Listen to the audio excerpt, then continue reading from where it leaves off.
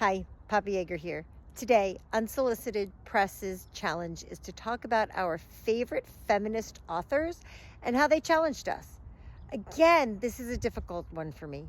I don't know if I have favorite feminist authors. As a writer and a former English teacher, I know this is going to sound bizarre, but I'm not even sure I have very many favorite authors. My favorite authors vary day to day. But I will say, for me, my favorite author of all times, you're going to laugh, but that's okay. I've come to terms with it. My favorite author of all times is Laura Ingalls Wilder. Yes, she is the author that has inspired me more than any other. I loved her books. I enjoyed them so much that when I read them in my youth, that's when I decided I was going to be a writer. She wrote these amazing books that just encapsulated an entire period of history. There's just something amazing about that. And that's what I wanted to do. I wanted to write something that would encapsulate something. And I guess in some ways, as bittersweet as it is, that's what I did. I encapsulated the COVID pandemic.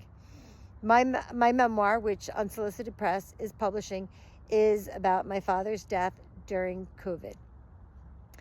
And it talks about his life, and it talks about what was going on a day-to-day basis for 60 days, starting on March 16th, 2020.